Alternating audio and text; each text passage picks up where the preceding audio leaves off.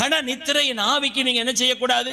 சில நேரம் நீங்க பாருங்க, நல்ல டிவி பார்த்துக்கிட்டு இருப்போம், நல்ல செல்லு பார்த்துக்கிட்டு இருப்போம், அப்பெல்லாம் கண்ணை கட்டாது. தோத்திர நைட்டு முழிச்சு முழிச்சு முழிச்சு முழிச்சு ஒரு 2 மணி நேரம் நல்ல ரீல்ஸ் பார்க்கணும் அப்படின்னு நல்ல ரீல் விட்டுக்கிட்டு கிடப்போம், அப்பெல்லாம் தூக்கம் வராது.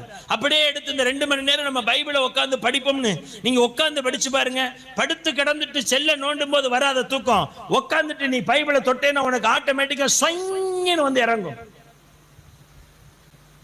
கர்த்தர் உன் மேல பிரியமா இருக்கிறதுனால கொடுக்கிற நித்திரை நினைச்சியா? இல்ல, பிசாசு தேவனுடைய வசனத்தை உள்ள ஏறாதபடிக்கு ஆக்கிரமிச்சிருக்க அந்த நிலத்தின் அர்த்தம். நிலமாகிய உன் சிந்தை, நிலமாகிய உன் இருதயம் சோத்திர பிசாசினால் ஆளுகை செய்யப்பட்டிருக்கு. அதனாலதான் செல்போன் பார்க்கும்போது, டிவி பார்க்கும்போது, சினிமா பார்க்கும்போது, நாடகம் பார்க்கும் போதுன்னு ஏதோ ஒரு கருமத்தை நம்ம அங்க செய்யும் போது அப்ப பிடிக்காத தூக்கம் செல்போன்லயே கூட வசனத்தை எடுத்த உடனேயும் அப்படியே சொங்கின்னு போகுதுன்னு சொன்னா அதுக்கு ஒரு காரணமும் கிடையாது. கன நித்திரையின் ஆவி நம்மை பிடித்து நம்மை ஆளுகை செய்து கொண்டிருக்கிறது.